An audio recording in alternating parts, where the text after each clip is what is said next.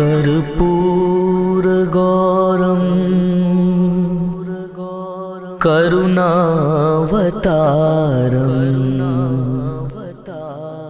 संसारसारम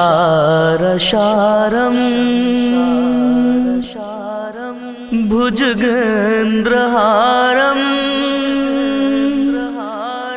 सदा वसन्तं हृदयारविन्दे भवं भवानी सहितं नमामि।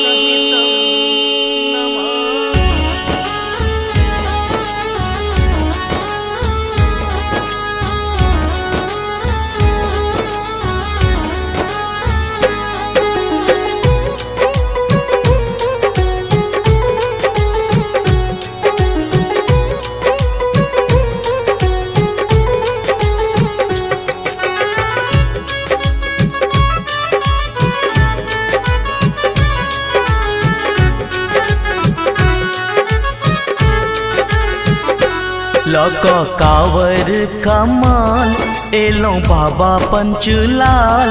लौको कावर कमाल एलो बाबा पंचलाल। त्रिपुरारी कन्ने खोलियो ने अपन के बारी। बाबा खोलियो ने अपन के बारी।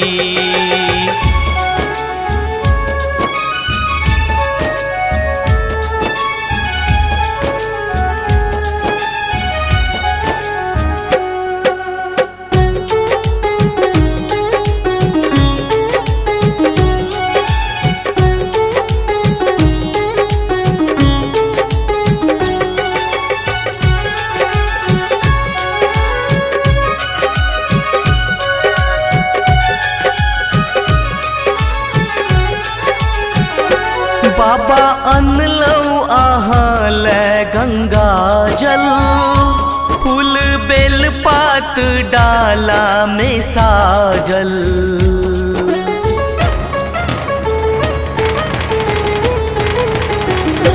बाबा अनलौ आहल गंगा जल। फूल बेल पात डाला में साजल। अक्षत चंदन और मोर लौक एलो अंतोर। अक्षत चंदन और मोर लौक एलो अंतोर। त्रिशूल धारी कन्ने खोलियो ने अपन के बारी। बाबा खोलियो ने अपन के बारी।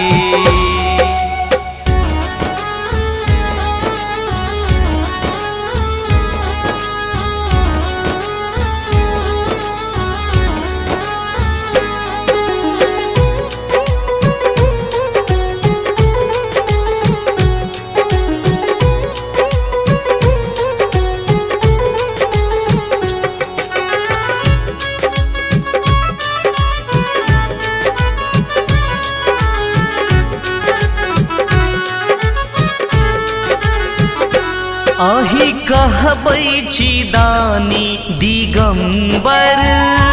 शिव शंभु कैलासी छी शंकर।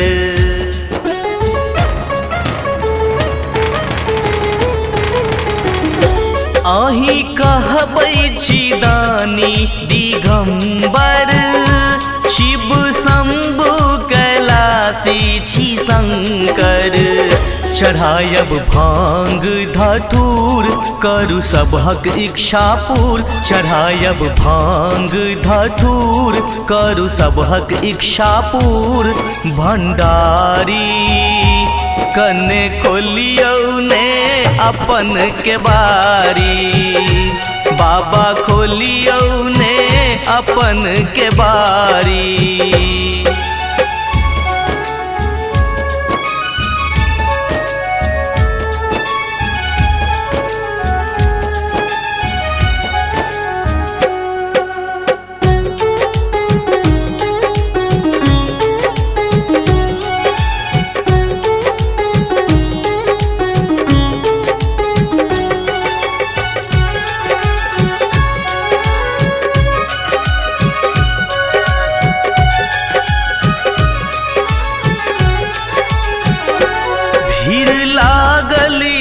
मंदिर में भारी, नाचे गाबै सब सेवक पुजारी।